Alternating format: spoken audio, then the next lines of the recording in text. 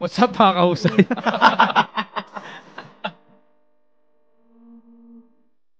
Nakita ko siya from ground up talaga. So doon ko nang nakita na parang ayaw ko ng gantong buhay, ayaw ko ng ganung buhay.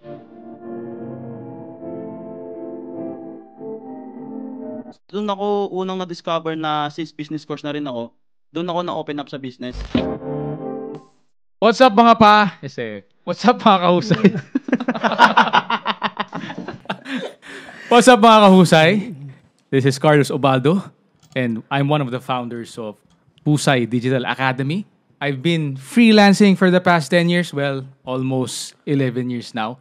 And also, I'm an e-compreneur and a co-founder of our agency with my partner here, Coach Storm.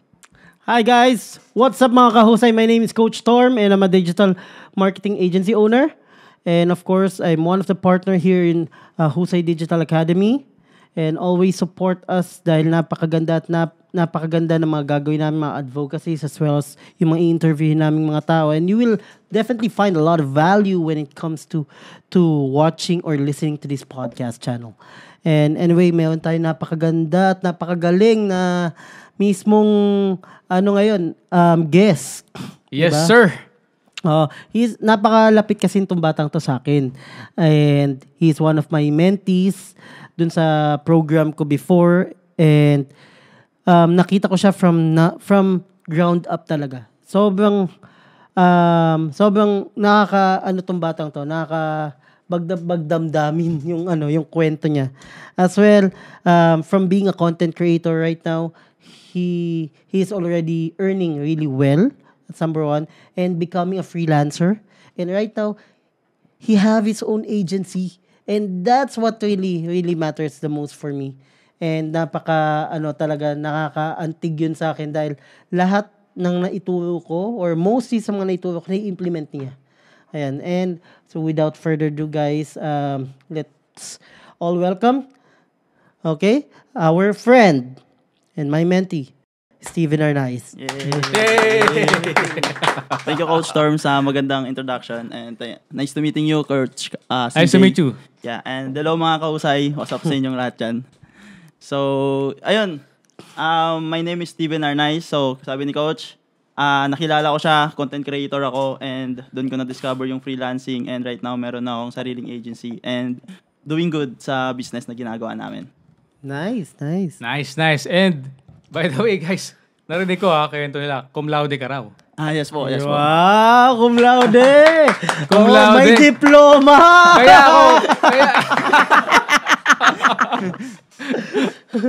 Kaya ako, baka i-follow up question ko, diskarte o diploma, Brad. So, ako sobrang curious din ako and interested to learn more and to pick your brains. Kasi, hindi biro yun From sobrang totoo ka sa school, cum laude ka, tapos bigla ka nag-shift from a totally different career. Like I did, kasi ako, electrical engineering yung background ko. And actually, si Coach Storm, from Seaman. Yeah. Naging digital marketing. So, very curious. Ano yung nangyari? Bakit ka nag-shift? What is Steve Arnaiz then? What is your current status? What is your current work? And bakit ka nag-shift? Okay. Ano yung nangyari? Okay, sige. Actually kasi nung college ako, sabihin na lang natin simula nung elementary ako, talaga ako, parang pag may gusto akong isang bagay, binubuhos ko talaga yung best ko para sa isang bagay na yun. Kaya elementary, high school hanggang college, talagang top performing student talaga ako. Hindi man ako minsan yung top 1, pero at least nandun ako sa top.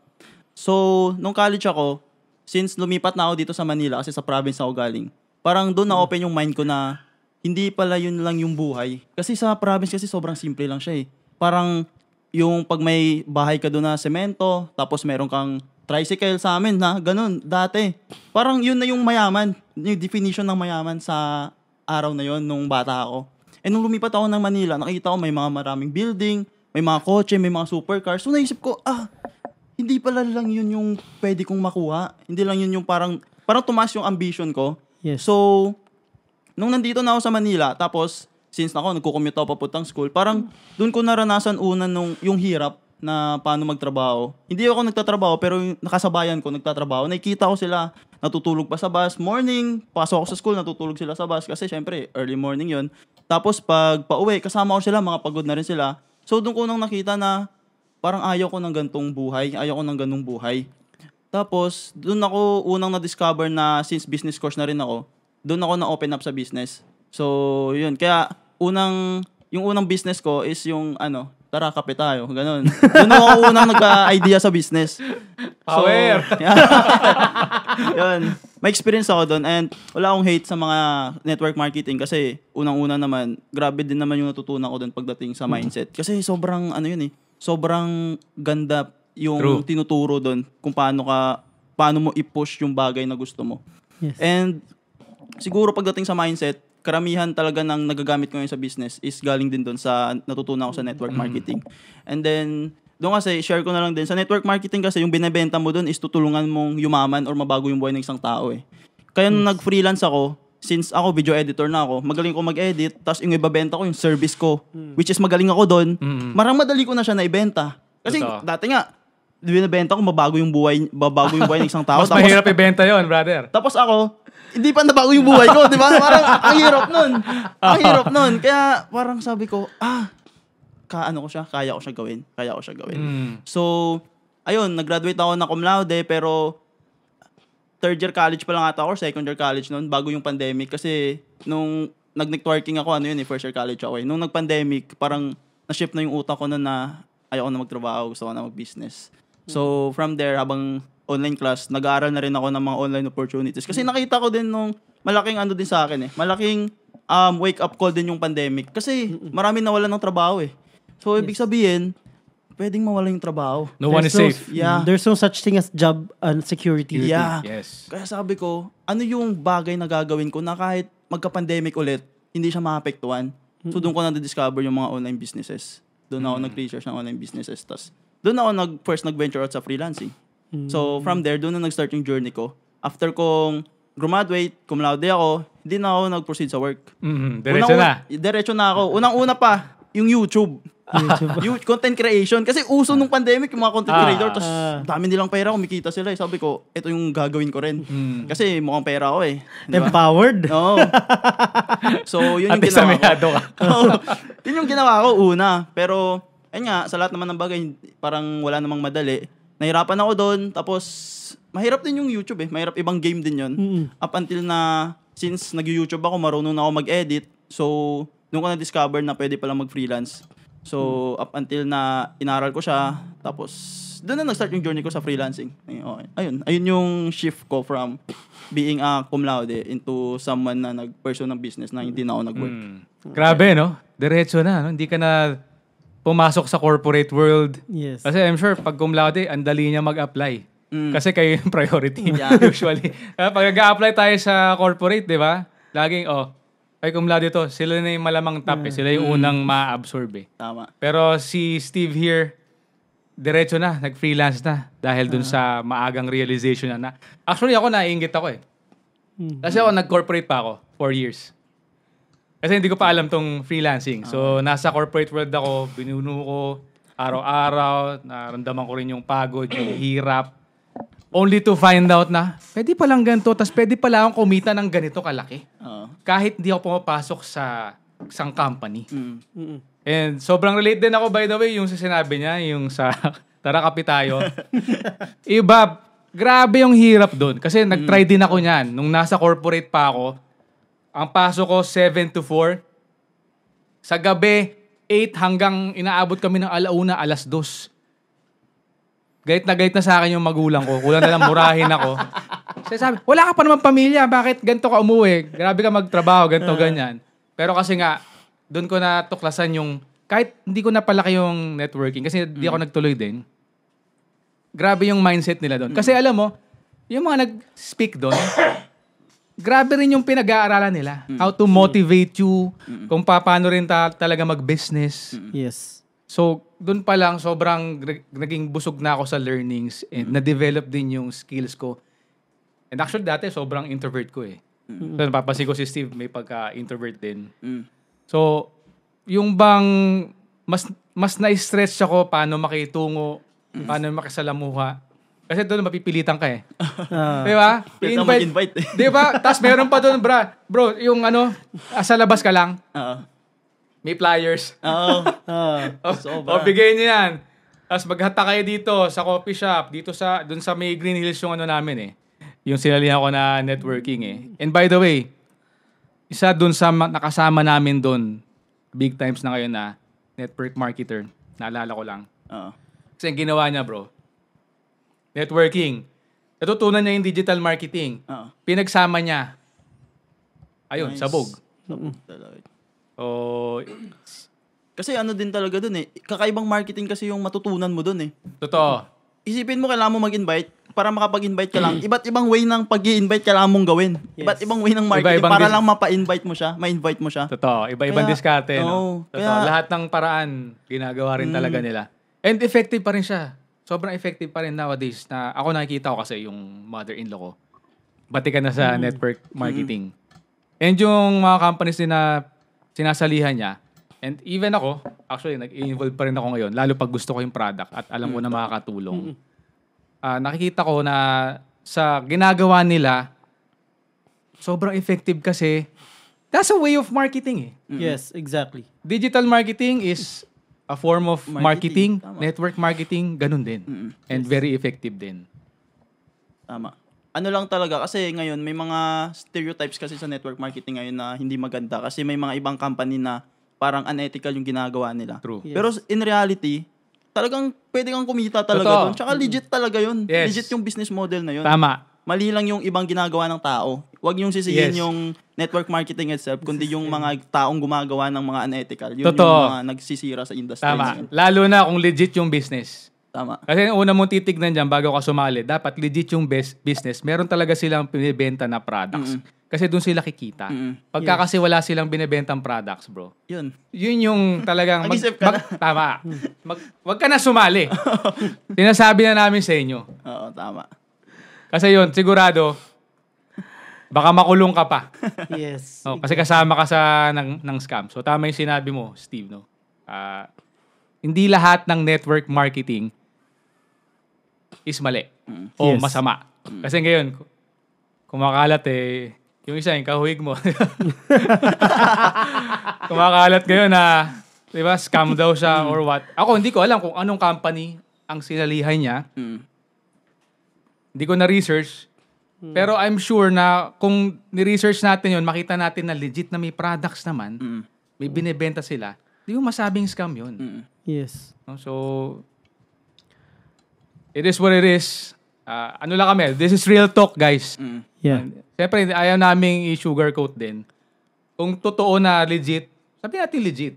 Diba? So, that's how I'd like to, to discuss and kumbaga to live my life based on the absolute truth. Tama, Yes. tama. Ano ngayon yung ginagawa nyo sa mismong agency? Let's shift into it. Okay. Okay. Ano yung ginagawa nyo ngayon mismo sa company mo? Ilan na ba tao mo? Okay, gets. Okay. Sige, sige. Kwento mo naman. Sa agency namin, meron kaming digital marketing agency which is yung Skiba, yung pangalan nun. So, yung ginagawa namin is more on creatives. Naghanap kami ng clients international tapos nag-offer kami ng service sa kanila. Creative services like video editing, sa graphics design, and then social media management. So, yun yung mga service na in-offer namin. And right now, meron na akong 5 editors sa team. Tapos, may mga appointment setters din ako para sa sales team namin. And yun, okay naman. Going well naman yung business na ginagawa namin. Hindi man siya ganun pakalaki. Pero yung mga tao naman, yung mga editors ko naman, okay naman sila. Compensated sila ng tama. And then yung clients naman, Nice. nabibigyan sila ng results. Kasi hindi naman, may isang client kasi ako na more than 1 year na kaming nag-work. Wow. So, technically, hindi naman siya mag-stay dun sa amin, sa team namin. Actually, naging partner ko na siya. Wow. So, hindi naman kami magiging partner kung hindi nag-work yung ginagawa namin. So, yun, right now, okay naman. Okay naman. Ayun. How do you, follow-up question ako, bro. Sige. Paano kayo nagli-lead generation? Do you do cold outreach o Yeah, cold okay. DMs? Tapos, nagpo-push out ba kayo ng content? Nagso-social media ka? So, how do you get leads? So yung sa lead generation namin is more on cold outreach talaga kami. Cold outreach through social media. Social media outreach. Tapos ngayon medyo nag-i-email din kami konti. Pero sa mga freelancing sites may nakukuha pa rin kami doon. Sa mga freelancing sites right now. May holy grail din kami doon na pinagkukuhaan ng clients talaga. Pero right now kasi medyo nag-lay low kami doon sa pag-outreach kasi nag-focus kami doon sa business ng naging partner ko kasi kinuha na kaming creative army. So, gino-grow namin ng business. Parang pinapalaki namin yung revenue. So, and then revenue share din kayo sa kanila. Opo. And then din kasi, parang sa akin kasi, mas okay ng konti yung client mo, basta premium, para less work, less sakit sa ulo. Totoo. Tapos compensated pa rin kayo ng maayos. Tama. Hindi naman ako nag-goal na marami akong clients for the sake lang maraming clients. Yes. Para sa akin, kahit isa lang yung clients ko pero malaking kinikita, okay na ako dun. Yes. I agree. yun. Alam mo, kumisan yung mga clients pa na maliliit at maliliit magbayad, sila pa yung masakit sa ulo. Sila pa yung demanding. Totoo, demanding, ang hirap sa singilan. Tapos medyo, ang tawag dito, yung gusto kang kontrolin. Yes. Yung ganun, micromanage. Micromanage. Gusto kang micromanage. Oo. Totoo yan. Totoo yan. Kung sino pa yung konti magbayad, sila pa yung daming gusto. Di ba? Napakadaling kausapin ng mga malalaking mga whale na client. Napakadaling kausapin, napakabilis sila magbayad. Bakit? Kasi ang pera sa kanila, tool lang eh. Doon sa iba kasi, sa medyo hindi pa nakaka-breakthrough. Ang problema naman nila is kailangan every second counts. Di ba? Pansinin nga. Kailangan makabayad to. Kailangan lumago muna yung business ko bago ko ganito. Tama, diba? tama. Totoo. And para sa akin,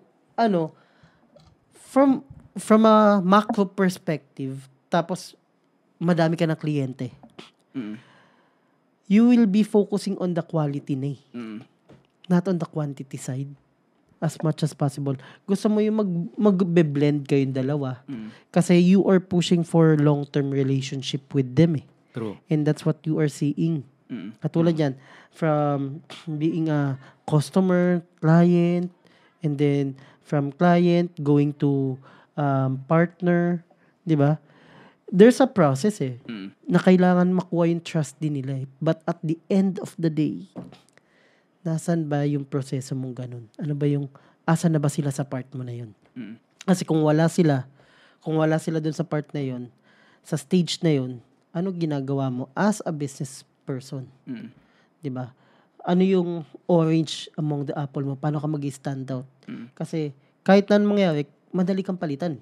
Tama. Madali sila, lalo na mga client sa ibang bansa, madali silang magpalit. Ngayon, paano gagawin mo? That's simply the question is. Diba? Paano gagawin for you to stand out? Of course, build relationship with them. Tama, yun. And result. Yes. Actually, yun talaga yung mga din eh. Totoo, tama yung sinabi mo, coach, na na yung mga sa freelancing ngayon, yun yung cons ng mga sa freelancing industry. Yes. Madali kasi palitan talaga yung mga freelancer. Kaya yung iba parang yung iba pwedeng this month marami kayong client tapos next month wala na silang lahat.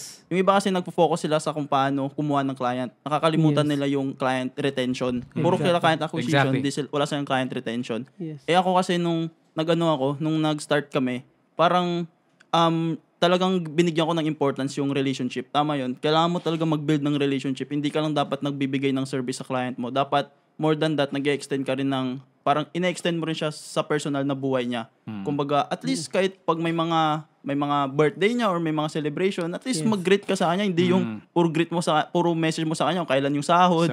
Diba?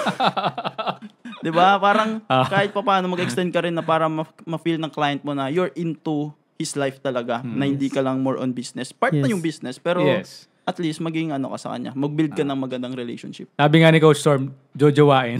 Jojowain mo dapat Totoo. eh. Totoo. Totoo yan. At ako, relate din ako sa sinabi niya, bro, yung mga clients mo na nagiging partners mo. One of my biggest client ngayon kasi, partner sa akin. So, that only proves na if you are able to provide value and build a relationship, yung isang client mo, pwedeng maging maging katumbas na 10 clients even. Tama. Yes. So that's true. From my own experience din.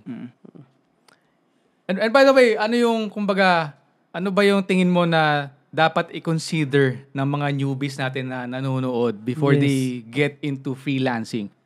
Sa'yo ba, ano ba yung mga kinonsider mo and ano yung mabibigay mo sa kanila na mga tips? Pero malalalim ng tanong na yun Bago i-consider mo, siguro Kasalanan ni Monto. malalim yun Siguro i-consider mo una kung ano yung, bago ka mag-start mag-freelance, consider mo kung ano yung service na i-offer mo and then kung sino yung market na i-offeran Market mo. talaga, no? Yun yung pinaka-importante. Kasi you can serve someone na hindi mo alam So, kailangan hanapin mo yung niche, yun yung tinatawag din yung niche mo. Kung ano yung isa-serve mo. Tapos, syempre, i-offer mo yung service kung saan ka magaling. Kung saan confident ka na kaya mong magbigay ng result sa service na yan. Tama. Huwag kang mag-offer ng hindi mo alam. Tama. Mahirap yan. Oo. Diba? So, Paano pagka, like, newbie, wala siyang ibang alam? Anong Okay. ma-suggest mo? so yun, example, given na lang na newbie ka. So, mag-invest ka muna sa sarili mo. Mag-invest ka sa skills. Kung ano yung service na gusto mong i-offer, aralin mo siya. Magpakagaling ka muna dun sa service na yun. And then, pag alam, ikaw naman malalaman mo naman na, I think hinog na ako, ready na akong i-offer siya. Kaya ko nang magbigay ng result sa tao. Kasi, guys, lagi yung tatandaan, babayaran kayo ng tao. So, wag naman kayong mag-offer ng hindi quality. Kasi sila, ano man mangyari, babayaran kayo nila Yes. So, at least, bigyan mo ng worth yung perang ibabayad nila sa'yo. Kasi at the end of the day, pag nakakapagbigay ka ng value sa tao, parang, ano na lang yun yung ibang bonus na lang yung pagtaas pa ulit ng ng sa may bayad sa'yo. So, compensation. Yung compensation. Kaya, ayun yung una. Kailangan mo talaga mag-provide ng value.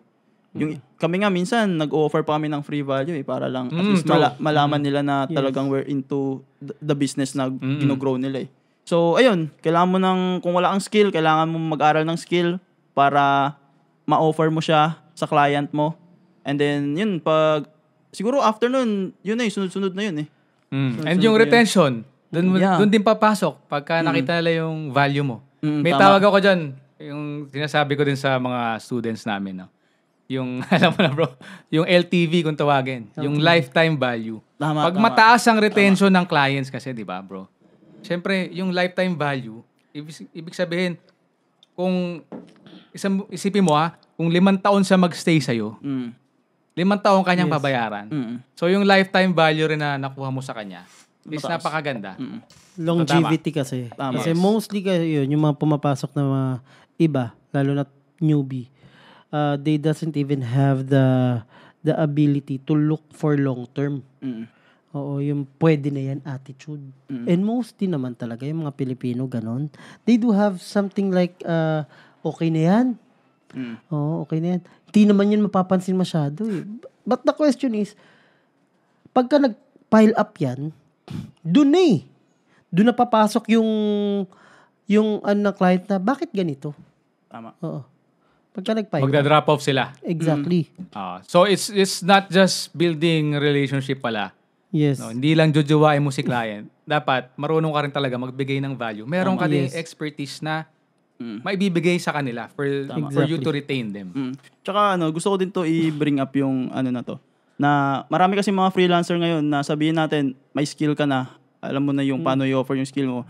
Another thing na aralin nyo siguro is paano kayo mag-negotiate ng proper pricing sa value na ibibigay nyo. Maganda yan. Kasi, Exactly. ito, gusto ko talaga i-bring up to kasi ito kasing nangyayari ngayon nanonotice ko na marami lumalaki na yung freelancing industry ngayon. Tapos yung iba, pumapasok sa freelancing kasi alam nila may pera dito. Nang hindi naman nila alam talaga kung ano yung game na ginagawa dito. Marami. May true story talaga to. May nakasabayan akong mag-apply sa isang client. Tapos yung client kayang magbayad ng $100 sa isang video.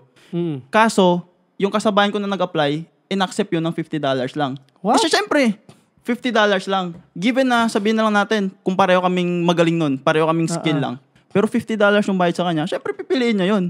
So, yun yung reason kung bakit yung ibang client ngayon, kaya naman nila magbayad ng mahal, kaso nga lang dahil sa mga ibang freelancer na tinatanggap yung mababa. Yes. Kaya nagiging mababa na yung value ng mga freelancer ngayon.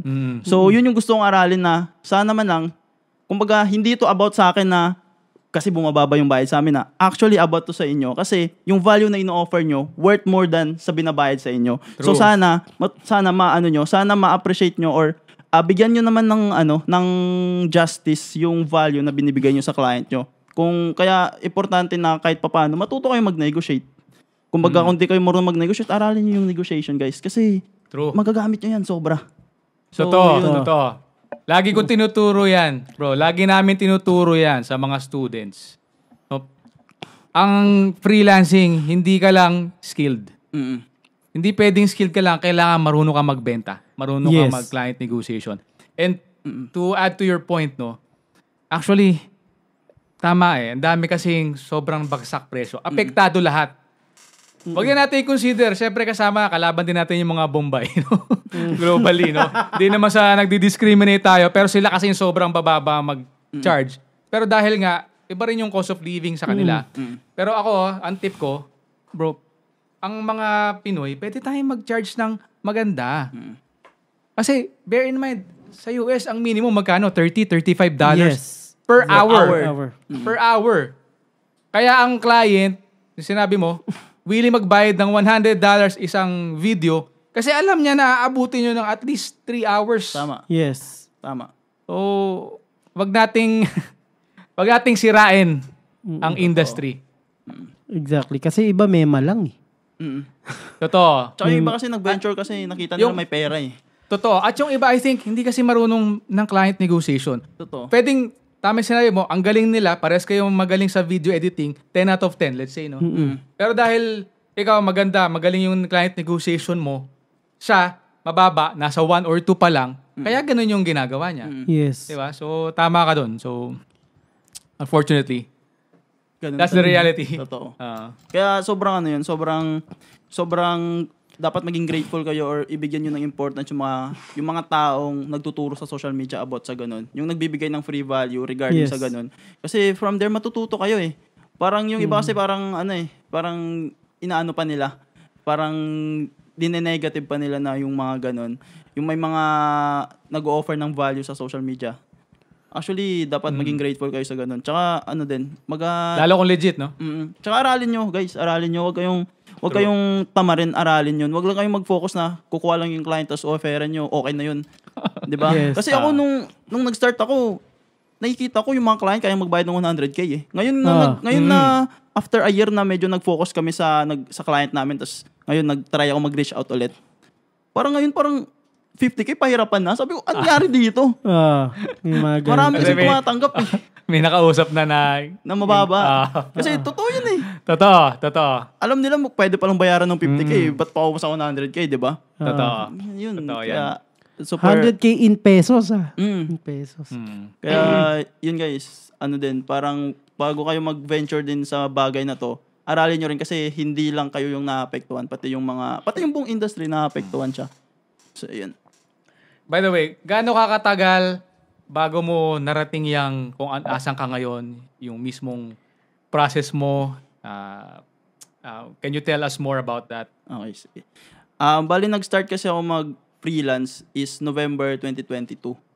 Actually, galing siya sa mentor ko rin. Doon ako natuto sa kanya. Mayroon akong course na in-enrollan, tapos doon ako natuto sa kanya. Doon ko nalaman yung sistema. And then from there, nag-start na ako nun. November 2022 yun. And then, more than 1 year na rin. More than 1 year. So, sa span of time na yun, maraming nangyari. Actually, nung unang nag-start ako, yun yung pinaka-gigil talaga ako. Kasi nung nag-start ako, wala talaga akong pera eh. Yun yung reason ko ba't ako nag-start dito kasi wala akong pera eh. Tsaka nakita ko may pera.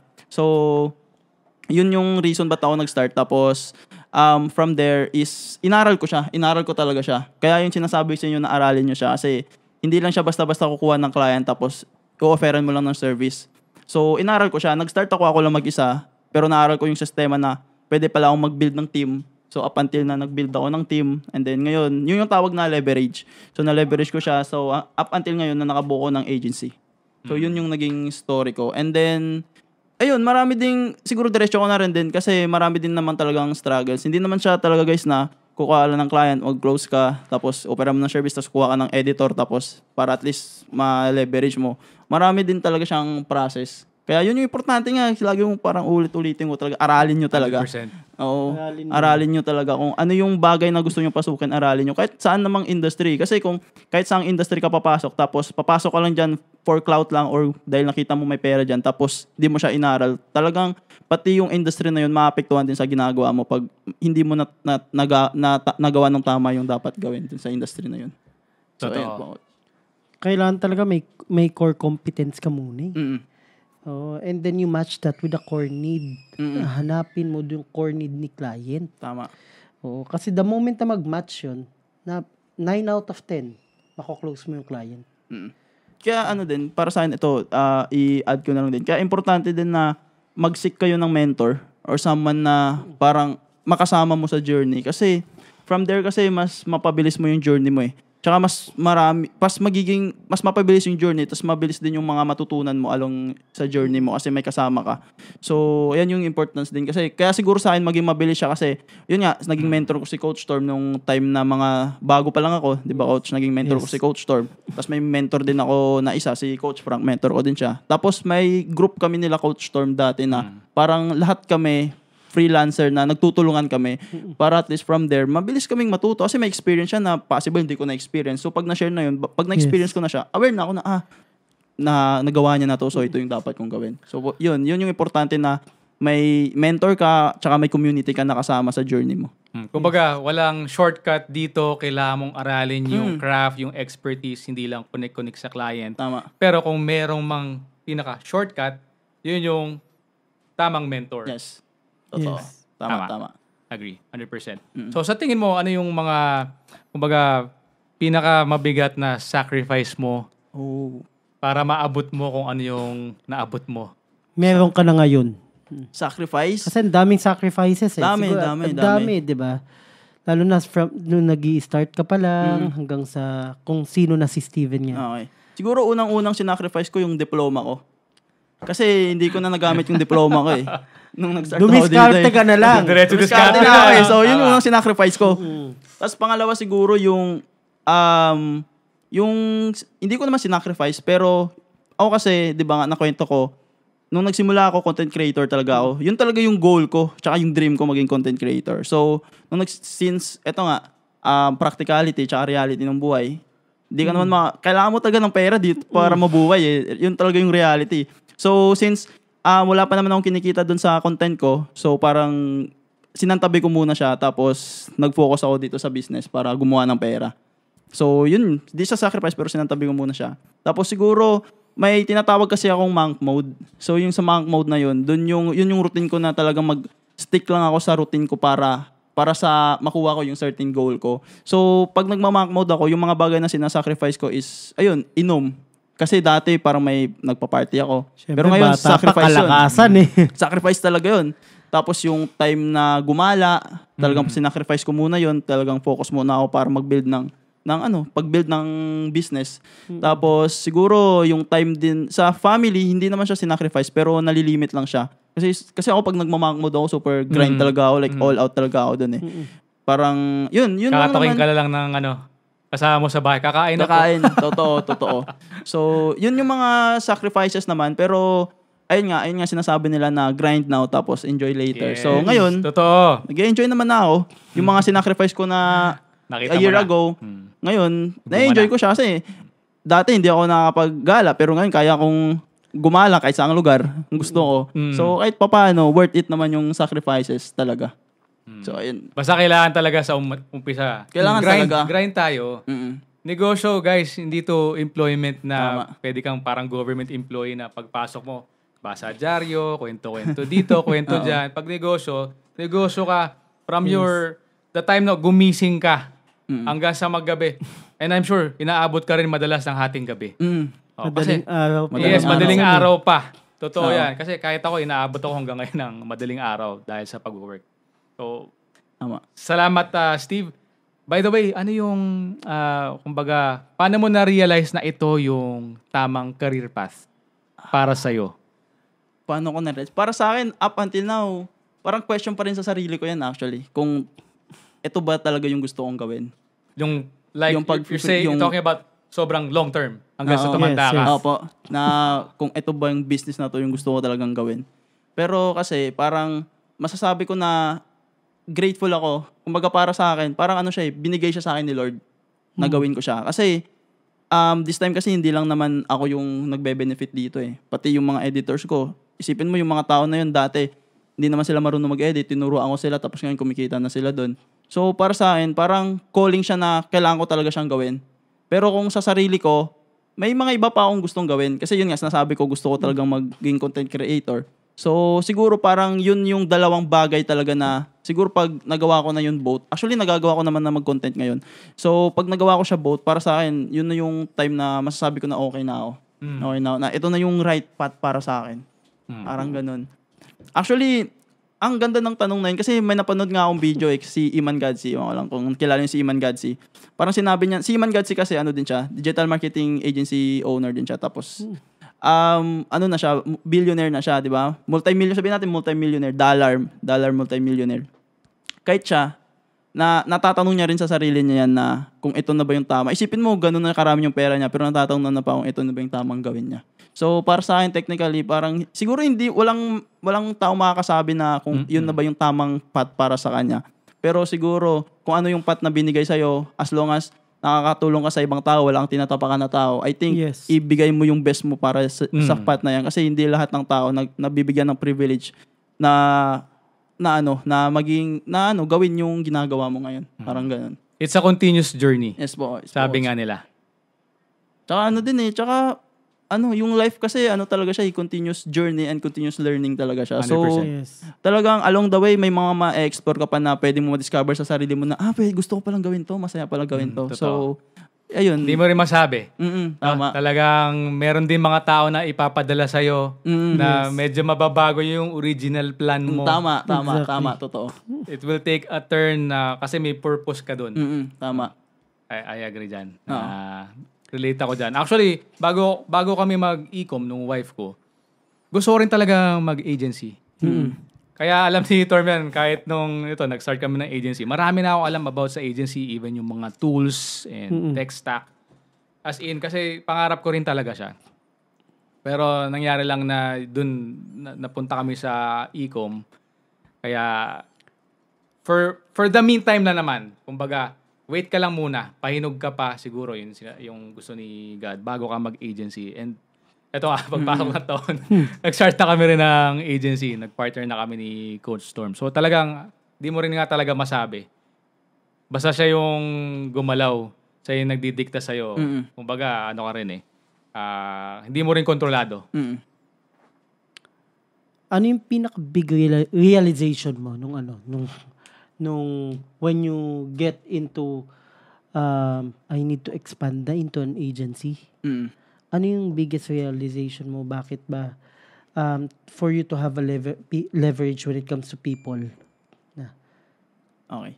Actually kasi, nung nagsisimula ako, since ako lang mag-isa, ito yung story nung sa client ko. Nung nagsimula kasi kami lang dalawa. Yung clients ko kasi guys is yung pinaka main client ko, yung naging partner ko. Yung business kasi namin is nagra-run kami na healthcare company. Tapos nagra-run kami ng ads. So technically siya yung media buyer, tapos ako yung creatives. Okay. So yung ginagawa naming ads, siya yung nagra-run nun. Nagsimula kaming dalawa lang. Tapos minsan inaabot ako ng mga 10 hours kaka-edit ng video. Tapos siya, kasi gumagawa siya ng materials, inaabot din siya ng ganun. Tapos parang may yung naalala ko yung parang tawag dito yung doon namin na-realize na kailangan na namin ng kasama. Parang parang sobrang exhausted namin nung araw na yun. Tapos nagsabi ako na, bro, pwede mo pahinga muna ako kasi kanina pa ako edit, di ba ako kumain. Tapos siya, nagpicture siya na, ako nga din dito, kumakain din habang gumagawa ng materials eh. Tapos doon namin na-realize na, ba't ba kasi kaming dalawa lang gumagawa nito? Sabi ko, what if hanap kaya tayo ng kasama para at least mababilis na, at least mahati yung oras natin, imbes na 10 hours tayo magtatrabaho, 5 hours na lang magtatrabaho. So from there, doon na siya nag-start, naghanap siya. Tapos sabi niya, sige, hanap ka rin. So from there, naghanap din ako. So doon namin na-realize una na, ba't kailangan namin ng tao talaga? Kailangan namin i-leverage kasi hindi naman dapat na yung buong buhay mo magraran lang dun sa ginagawa mo eh. Dapat may outside life ka rin, may social life ka rin. Yun yung ina-achieve ko ngayon. na mabalance ko yung paano, yung may, ano kasi yun parang triangle kasi yun yung time, money, tsaka health. Yun yung binabalance ko, dapat sa center ako. Hindi mostly dapat nakafocus lang ako sa pera. Hindi dapat mostly din na nakafocus lang ako sa health ko, at tsaka sa time ko, time which means na parang may time freedom ako. Dapat balance siya na may time freedom ako, okay yung pera ko, tas okay yung health ko. So, yun yung na-realize na, yun yung pinofocus ko ngayon. Tapos, yun sa client, balik ako dun sa client ko. So, from there, naghanap na kami ng kasama. Tapos nagustuhan niya rin. Kasi syempre, may time na siya mag-walk ng dog niya Sabi niya, I have a time to walk on my dog. Ganyan siya. So, hanggang sa, syempre, since 4 na kami, parang medyo dumagdag nag-grow yung sales. Kasi marami na kaming gumagawa. Tapos may bagong ideas din, bagong Tapos yung... Tsaka kaya nyo na mag-take in ng mas maraming clients. So, from there, hanggang sa ngayon, parang ngayon, nasa na kami. I think sa editor, sa under ko na editor kasi 5. Tapos meron pang editor kami sa ibang bansa na tinitrain ko din kasi syempre iba yung time nila parang para ma-adjust yung time zone namin. So I think yung editor namin ngayon sa 12 tapos yung media buyer namin nasa 12 din. So madami na rin kami ngayon so far. So doon lang yung nag-start nung dahil hindi kami kumakain habang ginagawa namin yung So doon mismo yung hirap Talagang actually parang ako na realization ko lahat naman ng breakthrough sa buhay. Marirealize mo siya pag nahihirapan ka na Parang yun yung na-realize ko. Kaya, yun, yung sa akin, yung mga problem na yun, parang blessing in disguise siya na, yun yung magbibigay sa'yo ng, parang pag nakakaramdam ka na ng mahirap na problema, pag nagre-reklamo ka na, ibig sabihin, diyan na paparating yung solusyon na magbibigay sa'yo na blow up ka na sa ginagawa mo. Doon mo makikita yung need Yes. Diba? Tama. Ano ba itong ginagawa ko? Ano ba itong pinasok ko? Pwede naman yung dati, di ba? Oo.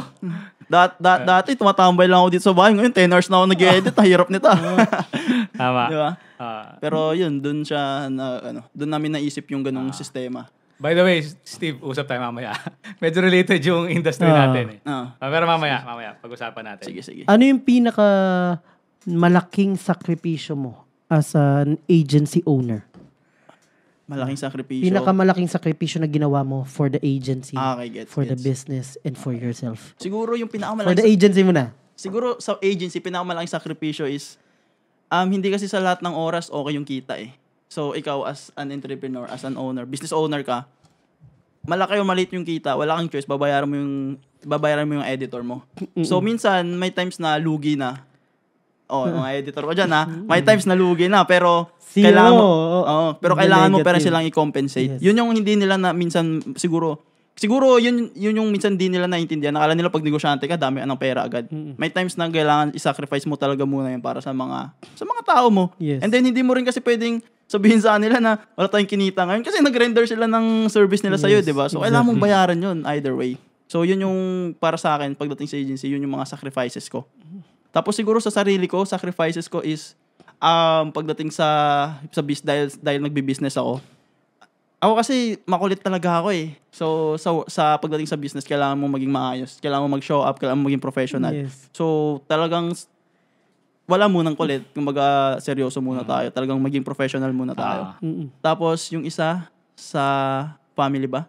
Sa family naman siguro yun nga yung since may business ka nang binibuild. Actually kasi yun yung pinagkaiba yung akala ko din dati pag nag-work ako 8 hours lang yung work, tapos pag nag-business ako 2 hours lang ako magbi-business, pero 24 hours pala ginagawa yun, hindi pala 2 hours per day lang yun.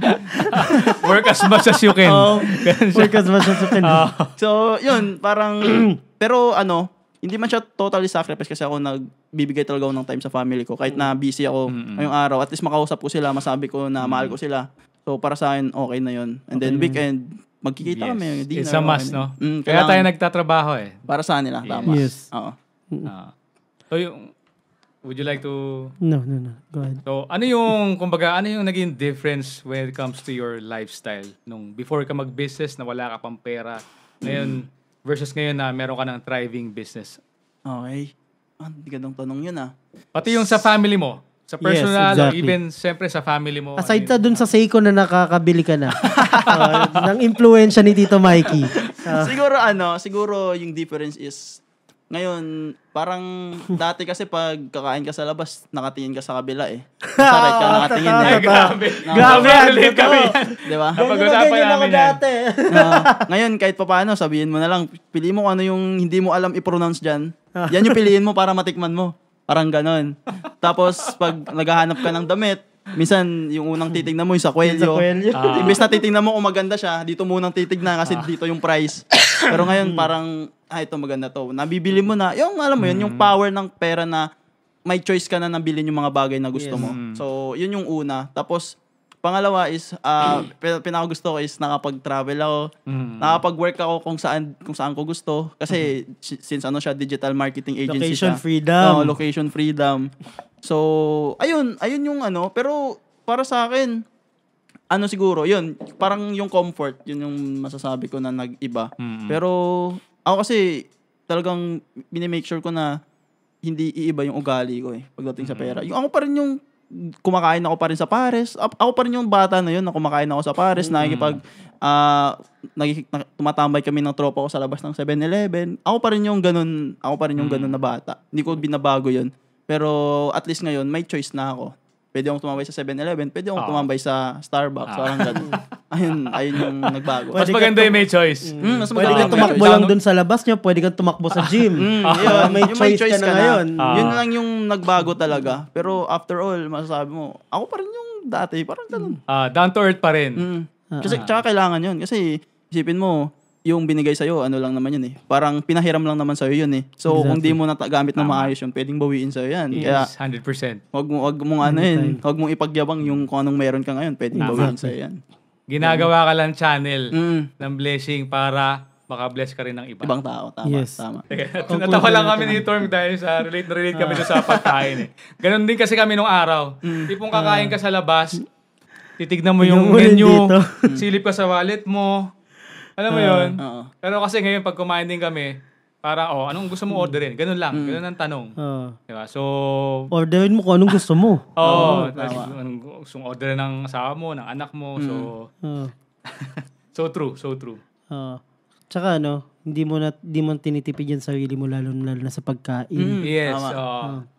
Tama. So, lastly, since kanina natanong na namin kung ano yung advice mo para sa mga gustong pumasok into freelancing. Ngayon naman, kung may ma-advise ka sa may balak dyan na magtayo rin ng sarili lang agency. Yes. Ano yung, kumbaga, mabibigay mo sa kanila na magandang tip? Para sa akin, sa mga gustong magtayo ng agency, gusto kong sabi... Siguro kasi siya hindi kasi siya, para sa akin, hindi siya madaling gawin. Hindi siya madaling gawin. So, siguro, kung gusto mo talaga magtayo ng agency mo, make sure mo na ready ka. Prepared ka. Unang-una, prepared ka financially. Kasi sa agency, may babayaran ka na tao dyan Kasi kung sabihin mo, katayo ka ng agency, tapos ikaw lang mag-isa, hindi agency yan. Yes. Freelancing pa rin yan, tawag dyan. Yes. So, kung may agency ka, kailangan meron ka ng talagang tao. Kumbaga, may kasama ka na dun para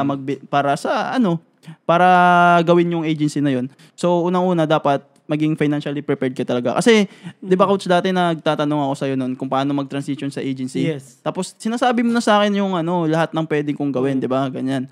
Pero, sabi ko, ba't parang kulang? Yung pala yung kulang ko. Kailangan ko pala yung sinabi mo na dapat may fund ka para sa agency lang. So, yung ginawa ko na yun, gumawa ko ng isang bank account, tapos nilagay ko yung pera doon para sa agency lang na parang emergency siya na if ever na hindi kumita ngayong month, merong perang ganun. Para at least tuloy-tuloy pa rin yung operation. Doon ko nasabi na, ganun pala yung dapat. Kumbaga kasi yung pagtayo kasi ng agency guys, kailangan mo lang din naman ng mga editor doon Kuha ka ng client, kuha ka ng editor. Kumbaga multiply mo lang siya. Pero yung kasi doon, yung blind spot kasi doon, paano mo siya magagawa kung wala kang pang sahod sa editor? Paano dadami yung editor mo wala pa sahod sa editor? Yes. Kasi kung kukuha ka lang at kukuha ng client, tapos wala kang editor, walang magre-render ng service nun. Mauubos ka nun. So, parang ganun lang siya. Para maging balance siya, kailangan mo ng client, kailangan mo ng editor. So, yung missing point doon, paano ka magbabayad sa editor if ever na magka-problema sa client? So, yun yung importante para sa akin. Gusto mo mag-agency, dapat maging financially prepared ka. Opo, financially prepared ka. Kasi, I'm sure naman, bago ka mag-transition sa agency, nagpi-freelance ka na Well, yes, wala naman siguro to start with agency agad I'm sure nagpi-freelance ka marunong ka na mag-close ng client, marunong ka na maghanap ng client. Tapos, kahit papaano, marunong ka na din maghanap ng employee mo. Paano pag Maganda. hindi pa pala, by the way? Do you recommend na tumalong kagad sila na agency Agency. kagad? Para sa akin, hindi talaga eh. Kailangan mo kasi ng experience eh. Totoo. Yung freelance kasi, yun yung step 1 mo eh. So, hindi ka pwedeng mag-step 3 agad. Yun. Yes, Hindi ka pwedeng totoo. mag-step 3 agad. Kasi, siguro pwede kang gawin kung may pera ka naman. Sabihin na lang natin ganito. May pera ka na tao. So, di ba sinabi ko, pera yung financially ready ka. Sabihin natin financially ready ka, pero hindi mo alam paano yung sistema ng freelancing. Kung paano Yes. siya nagwo-work. Wala din. May pambayad ka sa editor, pero di ka marunong mag-close ng client. Wala rin. So, kaya kailangan, bago ka mag-start sa agency, make sure mo na may experience ka na kagad sa freelancing. Para pag nag-transition ka sa agency, yung kailangan mo na lang is yung pang-fund na lang dun sa agency mo. Parang ganun. Mas smooth no? Yun. Kumbaga, ang analogy ko rin dyan, para kang kung engineer ka, bro. Tapos wala kang experience sa construction. Tama. Yes, Kung gusto mo exactly. rekta, tatayo ka agad ng bahay. Bahay. Ikaw ang madidemanda pa sa uli. Diba? Oo. So, I agree. yun. Hindi mo alam yung legalities. Oo. Tama, yan pa. May mga contracts ganun di ba? pa. NDA, Contracts. NDA. non-compete, Mm. Chinese wall. Chinese Brother. wall. Exactly. Chinese Sobrang wall. importante. Para yung mga tao mo, hindi re-rekta basta-basta. Oo, yun. Kay client. So, Hindi mo matutunan yun kung hindi mo ginagawa yung freelancing. Totoo. So, That's one of the biggest biggest mistake that I have done. Chinese wall. Sobrang open mo, sobrang pagiging vulnerable mo. Yung Chinese wall na mawawala. Hindi ka nakakapaglagay. And that's simply sa mga newbie na agency owner, that's the thing na hindi mo kailangan matanggal. Kailangan kung ano yung problema ng management, problema lang ng management, hindi dapat makakarating yun sa mga rank and file. And kung gusto mo talaga mag-grow yung agency mo, make sure that your system is not into freelancing system. Bakit? Kasi kung ang utak ng mga tao mo ay they are freelancers. At best, average lang magiging agency mo. At worst, hindi ka lilipad masyado. Lulutang ka lang, pero di ka lilipad.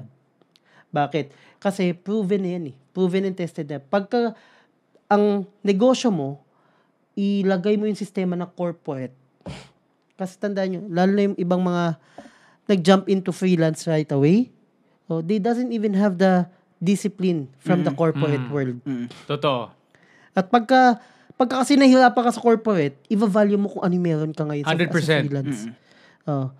So, yung discipline sa corporate, talagang kailangan na ibibit-bitin and kailangan mai-implement mo kung ano yung best practices sa corporate para hindi sila tatalon sa mga client mo. Unless nalang kung cum laude ka rin, kagaya No, ni unless Steve. kung cum laude ka katulad ni... Napatunayan na yung kanyang discipline. Diba? Kasi Pero aside hindi lahat sa ganun pagiging cum laude, ano din kasi siya Iba yung disiplina nun. So, yung, Diba? ano tawag dito? Atleta ka din, di ba? Oh, and athlete din. Athlete din eh. Yung sepak takraw ba? Yung... volleyball po. Volleyball. Volleyball pala. Kala ko sepak takraw dati. Si William pala yung sepak. Volleyball. Kasi pag athlete, discipline, iba rin yung disiplina eh. Diba? Totoo. Kaya nailagay mo kaagad dito. Tama, oo. Kaya sabi ko, nung sinabi niya na, athlete din, tapos cum laude, sabi ko, kaya ang bilis niya. Kaya sabi ko, kasi guys, hindi pwedeng matalino ka lang, hindi pwedeng Yes, magaling totoo. ka lang. Kailangan both. Kasi kung may tapat ka rin na parehas na matalino, parehas mo din na magaling, pero mas lamang siya sa disiplina, may iwanan ka. Tama. Exactly. Totoo yan. Kasi yung disiplina talaga ng tsaka leadership mo. Ayun na isa sa pinaka pagka nag-transition ka into agency, doon talaga nagkakaroon. Minsan kahit sobrang luwag mo, aabusuhin ka. Minsan pagka sobrang higpit mo, titirahin ka din. So, kailangan makita mo yung balance eh. And makikita mo yung balance na yun. Hindi mo siya makikita yung balance na yun into freelancing system. Makikita mo yung balance na yun into a corporate setting. Tingnan mo, pagka nag-corporate ka, diba, lahat na makikita mo sa corporate, sumusunod sa sistema. Bakit? Kasi may system. Sa freelancing, normally, dito na nagkakanakawan ng client. Nagkakasulutan. Na-experience natin yan, brother. Oo, dedirekta na lang ako kay client. Yun ang Bakit worst case ano? scenario. Dahil wala kang Chinese wall. Chinese wall talaga. Direkta na yung tao mo sa Direkta. client. Hindi mo alam. Oo. Kaya So, doon pa ako dito. Ayun, kaya sobrang halaga talaga ng Chinese wall na yan. Sobrang halaga niyan. Bakit? Kasi ayan yung magiging boundary ng tao, rank and file, into management. Tama. Ayan. Ngayon, kung hindi ka pa ready doon, huwag ka muna mag-shift. Tama. Kasi hindi lang tayo puro mindset. Naset mo na yung mind mo eh. May skills ka na. Biggest problem here, hindi pa ready to. Yung puso, heart set na. Ngayon, pagka hindi pa ready yung heart mo, na humandle ng ganun kalalaking problema, wala. Lulutang ka lang. Pero di ka Babagsak ka lilipad. ulit. Babagsak ka ulit. Steve, nabanggit mo kanina na ang ginagawa nyo is yung mga creatives and then yung partner mo, siya yung nag-run ng ads. Yes. Tama? Yes, coach. So, ano ba yung mabibigay mo na tip? Ano yung, kumbaga, best practice ngayon when it comes to ad creatives? Okay. So, siguro ito, ikwento ko lang din yung kung paano namin nabawi yung $60,000 na nahack yung ad account namin. Oh. Nahack yung ad account namin last week. Panis yun sa'yo, brother. Nga eh. 150,000 pesos lang yun. Oo nga eh. $60,000 na wala. 3 million yun. Oo. 3 million. So, Nakaka-stress yun. sobra. Pero sa amin kasi, parang, yun yung shock ako sa partner ko. Kasi parang, sabi niya, kaya natin bawiin yan. Wala siyang bliname kasi ad account yun. Siya yung accountable siya doon. Wala siyang bliname sa amin kasi sa creatives kami. Pero sabi niya, kaya natin bawiin yan. Kaya ngayon, sobrang dami yung pinoproduce namin. So, going back doon sa may question na yun, ano yung mga best practices na ginagawa namin? Siguro, number 1 is kung paano gumawa ng catchy na hook. Yun yung pinaka-importante. First 3 seconds ng ad. Kasi yung ad namin kasi is mga umaabot na siya ng 1 minute. 30 seconds to 1 minute. So, mabilis ang ads lang siya. Tapos yung target kasi namin doon is mga nasa 40 to 60. So, talagang kailangan namin ng catchy na hook na magmamatch doon sa age group na yon. So, yun yung pinaka-importante sa amin, yung hook. Tapos ngayon, since kailangan naming mag-venture out sa mga bagong technique, may ginagawa kami ngayon yung UGC. User-generated contents. Tapos yun yung ginagawa naming ads. Tapos, yung pinaka-sauce namin ngayon talaga, yung bago namin ginagawa, may UGC kami, tapos may UGC kami na AI yung gamit. So, yun yung pangatlo namin. Sobrang invested kami sa AI ngayon. Sobrang interested ako dyan eh. Yun na ba yung ginamit nyo, yung bagong release ni OpenAI? Bagong release ng OpenAI, yung sa ChatGPT? Yung ChatGPT na yung parang totoo na video na mukhang tao na, mukhang tunay. Actually, tatlong AI ginagamit namin. Ano yung AI? Ano, by the way? ChatGPT for scripts, tapos 11 Labs for audio, Synthesia for sa video. Pero may isa kaming ginagamit, nakalimutan ko pa anong website yon. Pero siya, yung kunyari yung akong tao ako, parang ako yung nagsasalita doon mismo. So may mga ginagawa kaming, yung mga hinahire namin na UGC, para isang shoot lang sila, ginagawa namin yun, inalagay namin yun sa AI. Tapos, napapalitan yung sinasabi niya. Kahit iba yung sinabi niya doon, napapalitan. Okay. Ginagawa niya ng custom avatar yung mga tao. Pati yung voice nun, nako-clone eh. Yeah, yun. Yun yung ginagawa namin. So, yun yung heavily invested kami sa AI ngayon. Ayun. We can relate.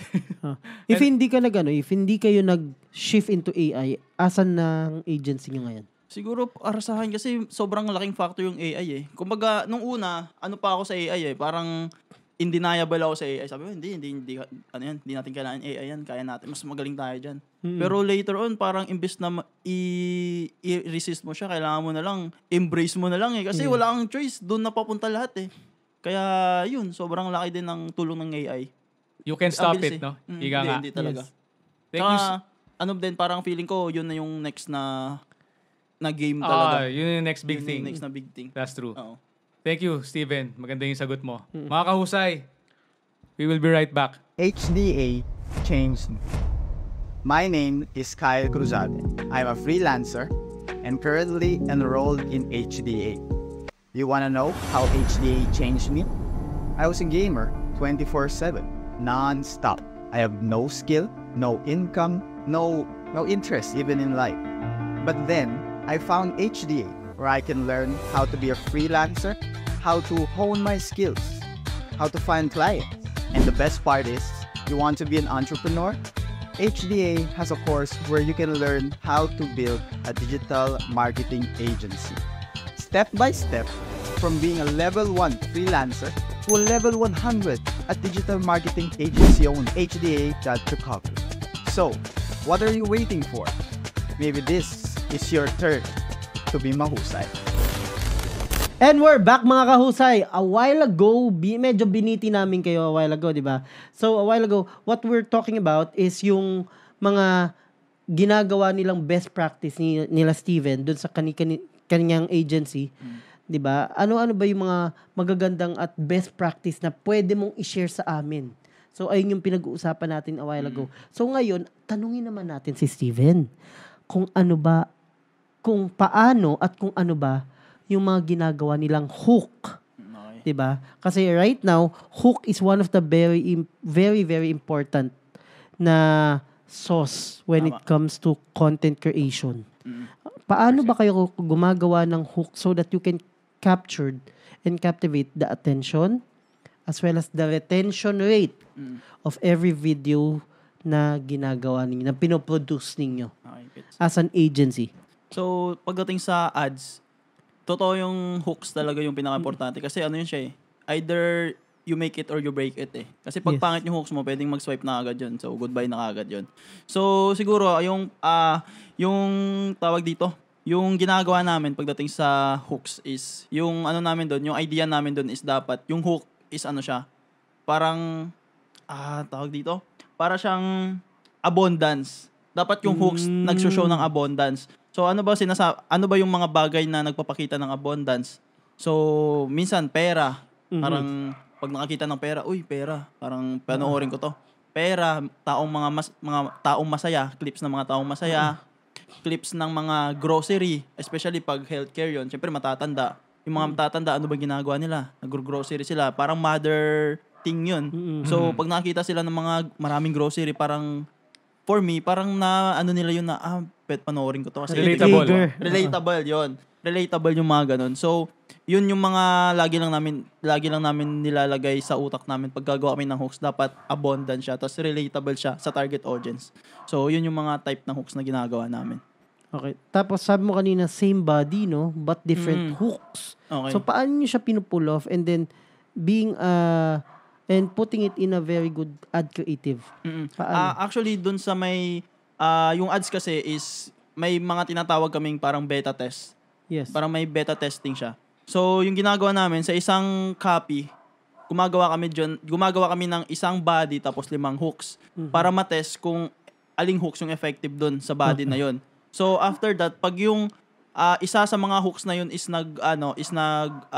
maganda yung engagement ng hooks na yun. Parang i-note na namin na yung hooks na yun, okay siya. So, sa next na body na gagawin namin, kasi syempre hindi naman pwedeng ulit-ulitin. Pwedeng ulit-ulitin yung ads, pero mas okay na fresh yung niraran mo na ads everyday. So, after nun, yung hooks na nag-work, gagamitin namin ulit siya sa next na ad copy na gagawin namin. So, hooks ulit yon, yung nag-work na hooks, tapos ibang ulit hooks para at least matest ulit yon. Hanggang sa ma-point out namin na, ito, 10 hooks na to, itong laging working hooks. So, yun na yung para magiging baseline nyo. Holy grail na hooks na gagawin namin. Up until na nag-work yung hooks na yon, uulitin namin yun sa ibang copy. Pero if ever na makikita mo naman na eto medyo humina na yung hooks na to, kailangan na ulit namin mag-test. So from there, kaya na-maintain namin yung ano namin. Sa una marami kaming niraran. For example, may bagong campaign. Marami talaga kaming niraran na ads nun. Pero after that, parang medyo kumukonti na siya. Pag na-pinpoint na namin yung mga hooks na nag-work talaga. So kahit anong body na lang yun, pwede na siyang mag-work eh. So sa body na namin nag-experiment. So ang unang split test nyo, yung hooks muna. Yung hooks muna. Tapos yung body. Pag okay na, yung holy grail nyo ng hooks. And then yung sa holy grail ng hooks, ginagawa nyo parang tinitwist nyo rin ba? Like, itong nakakuha kayo, let's say, ng 10 magagandang hooks, winning hooks. Kumbaga, nire-replicate nyo ba yun o parang ginagawa nyo ng panibagong video pero similar yung theme ng hooks? Yeah. Ginagawa din namin yun. Kumbaga, yung tawag namin kasi doon parang similar hooks, parang ganun. Parang similar ganun. hooks. Parang kunyari, yung hooks na yun is taong nagbibilang ng pera. Kung working yung hooks na yun, pwede kami maghanap ng taong nagbibilang ulit ng pera, pero iba yung camera, iba yung angle, iba yung tao ulit, parang ganun. So, parang ano din siya, parang nagsasanga-sanga na rin siya. Kaya yun lang naman yung importante I think sa ads eh. Kailangan mo lang makahanap ng isang winning Winning. ad. And then after nun, mabilis mo siyang i-duplicate. Tama. Yun, parang ganun. As a content creator naman, paano ka gumagawa ng hook mo? As a content creator, syempre yung ads kasi iba yung audience nun eh. Kasi Yes. target yun, di ba? Targeted yung Targeted. ads. Pero yung content creator kasi, targeted din naman siya, pero pwede kasing yung target mo kasi sa content creator mo yung mga tao sa Pilipinas eh. So, ako, pag gagawa ko ng catchy na hook sa content creation, talagang yung hooks na yung tawag dito, paano ba? Ano ko sabihin yan? Basta yung hooks na issue, parang ganun. Pag mahilig kasi, Mga Pinoy eh, no? Oh, Pinoy talaga. Talaga nating tatanggapin na pag Pinoy talaga, mahilig sa chismis talaga yung mga ganun eh. 100%. Pag yung chismis yung content sa social media, ang daming views agad yun, matik yun Yes. eh. So, para sa akin, syempre, kailangan mo din ibenta yung content mo. So, minsan, gumagawa ko ng ganong style ng hooks, tapos, tsaka ako sasabihin yung talagang yung topic mismo sa later part na. Pero yung hooks, kailangan ko lang siya lang mapapindot lang, tapos mapanood. So, yung ganun, parang ganun. So ano naman yung nagda-drive, kunya maganda na yung hook mo? Lalo na, especially as a content creator, di ba? Yung thumbnail mo, paano ang sikreto mo sa thumbnail being a content creator?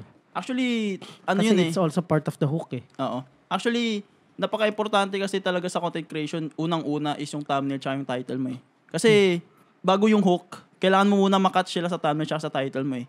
So, hindi naman nila pipindutin yung video mo. Ibig sabihin, pag di nila pinutin yung video, hindi nila mapapanood yung hooks. So, bago nila pinutin yung video, ano ba yung unang makikita nila? Thumbnail tsaka title. So, yun yung, kumaga, funnel siya na bago siya mapunta, una, dapat i-catch mo sila sa thumbnail tsaka sa title. Tapos, pag-click nila, i-catch mo sila sa hooks. Siyempre, after nun, hindi lang naman dun matatapos yun eh. Siyempre, dapat sa buong content mo, talagang mariretain mo sila. Kasi, pwedeng mag-click sila, panoorin na yung hooks, tapos mawawala sila. Siyempre, din yun. Pangit din yun sa analytics mo pag ganun yung mangyayari. Kumbaga, actually, ako na-realize ko, yung social media parang din siya eh. Parang nag-evolve lang din talaga siya nabentahan ng mga tape dati. Kasi sa tape, hindi mo naman mapapanood pa yung tape nun na naka-display lang siya eh. Pero 'di ba nga sa pagalingan yun ng ng nakalagay dun sa cover niya. Tapos pagalingan ng title dun na maganda yung title. Parang ganun lang din yung social media. Nag-evolve lang siya na ngayon kasi pinipindot mo lang siya eh. Hindi mo na ilalagay siya sa player tapos i-play mo. Parang ganun lang din.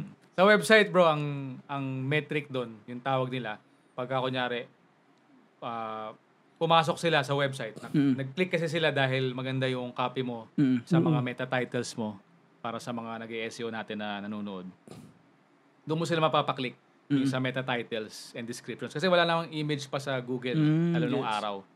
So, pero pagka kunyari, hindi okay yung content mo rin, hindi siya catchy din, ang tawag doon, pag bigla silang umalis, bounce rate. Bounce rate. Oo. So, I think ganun din sa YouTube, no? Parang, yung sinasabi mo kasi, yun yung naisip ko, na, okay, sige, maganda nga yung thumbnail mo, maganda yung headline mo, napaklik mo nga, kaso pag tingin nila, pagpasok nila, boring naman. Umalis. Bigla silang aalis. So swipe na. So, it will hurt your channel. Yeah. Yung analytics mo. Tapos, syempre, parang sa analytics kasi din sa social media, the more na nare-retain yung audience, the more na i-distribute yung video mo. So, if ever na nag-fail ka, na-hook mo sila sa thumbnail, sa title, tsaka yung hooks mo, nanood sila ng first 10 seconds ng video mo. Pero after umalis sila, parang mababang rate din yun ng distribution mo mangyayari sa social media mo. Hindi ka na ikakalat. Hindi ka niya ikakalat. So, yun yung din sa social media. Kaya, din siya, talagang nag-work, hand in hand siya na nag-work. Hindi pwedeng magaling ka lang dito sa paggawa ng thumbnail, magaling ka lang sa paggawa ng title. Dapat sa paggawa din ng buong video mo, talagang din talaga. Kailangan kumpleto ka. Well-rounded ka dapat. Well-rounded ka dapat. Kaya siguro yung social media hindi rin siya, ako nahirapan din talaga ako noon sa social media, kaya nga 'di ba nag-proceed daw sa freelancing kasi wala pa masyadong kinikita sa social media kasi ibang game din talaga siya. Totoo. Aralin mo rin, ganun. Aralin mo rin talaga. Totoo. Ibang beast. Ibang beast din siya. Beast. Gets. Naging advantage mo ba yung pagiging content creator being a freelancer? Para sa akin, yun yung pinaka ko. Tawag ko doon unfair advantage ko. Kasi yung ibang freelancer kasi nag-start sila mag-freelance talaga wala silang alam sa content Marunong sila mag-edit, sabihin natin, or kung magaling sila sa service na ginagawa nila. Pero kasi may idea ako kung paano yung gumagana yung content. Kasi kahit papaano, may mga content din naman ako na mataas yung views bago ako nag-freelance. So, at least paano, naaral ko na din kung paano yung gumagana yung analytics, gumagana yung paggawa ng video, ano yung effective na video content. So, ako, naging advantage ko yun. Actually, nung na-close ko yung unang client ko, yung sinabi niya sa akin, yung mga content ko daw parang content ni Mr. Beast. Kaya pinili niya ako. So, yun yung advantage ko. So, thank you very much, Stevens, with all the wisdom that you have shared with us. And grabe, napakaganda at napaka-inspired yung mga nakapanood nitong video na to. And of course, final message mo muna pala sa kanila. What's the best advice that you can give sa mga startup na mag-freelancing and dun sa mga gusto mag-transition into an agency building? Okay, guys. So, ayun guys, siguro ano na lang to, parang general advice ko na lang, unang-una, mag-invest kayo sa sarili nyo. Kung gusto nyo talaga mag-excel sa buhay, either sa freelancing man yan or sa kung anong bagay yung gusto mong gawin, mag-invest kayo sa sarili nyo, mag-invest kayo sa skills nyo. Kumbaga, ipataasin nyo yung value nyo kasi dito sa mundo, the more na mataas yung value mo, the more na yung pera, lalapit na lang sa'yo, susunod na lang yun. So, ayun. Tapos sa mga freelancer, siguro, mag-dig deeper kayo sa business na gagawin nyo. Kasi yung freelancing business pa rin naman talaga siya. Yes, exactly. So, mag-dig deeper kayo. Bigyan nyo ng justice kung ano yung ginagawa nyo. Bigyan nyo ng tamang worth yung galing nyo. Kasi I'm sure, nag-effort din kayo para umabot kayo sa part na kung ano yung skills na meron kayo ngayon. So, ayun, sa mga agency, sa mga balak mag-agency o sa mga balak magtayo ng agency nila, para sa akin, maging prepared kayo talaga. Kasi ibang game yung agency. Kumbaga, ano siya high risk, high reward siya So, malayong pera sa agency, pero isipin nyo din na malaki din yung risk sa pag ginawa nyo siya. So, ayun coach, ayun yung message ko. Yan. Ano ba yung mga social media platform? Sige, okay. So, sabihin na natin. So guys, kung gusto nyo akong i-follow sa mga social media kasi gumagawa din ako ng content sa TikTok, IG, tsaka sa Facebook ko, Steven Arnes lang yun lahat. So, ayun guys, follow nyo ako. Yes. And don't forget guys to follow us in Facebook, Instagram, as well as in TikTok. And of course, YouTube. And in the near future, magkakaroon din tayo ng Spotify. Di nyo Yes, masasabi. Diba? So, and of course, again, my name is Coach Storm, your digital marketing agency owner. And of course, together with me, with my partner here, Carlos Ubaldo here. By the way, meron din kaming personal na social media, no? Sa akin, Carlos Ubaldo Official. TikTok, Instagram, YouTube, and Facebook. And kay Torm? yeah, DJ Torm B. Yeah, you can search DJ Torm B in TikTok, in Facebook, in Instagram as well. Yeah, don't forget as well to like and subscribe and click the notification bell button here or there, kung nasan man, di ba? And always remember, follow Husay Digital Academy. God bless you. Take care. Hey. Thank you, Steven. Coach, thank you. Coach. HDA changed me. My name is Kyle Cruzade. I'm a freelancer and currently enrolled in HDA. You wanna know how HDA changed me? I was a gamer 24/7, non-stop. I have no skill, no income, no interest even in life. But then, I found HDA where I can learn how to be a freelancer, how to hone my skills, how to find clients. And the best part is, you want to be an entrepreneur? HDA has a course where you can learn how to build a digital marketing agency. Step by step, from being a level 1 freelancer to a level 100 at digital marketing agency owner. HDA got you covered. So, what are you waiting for? Maybe this is your turn to be mahusay.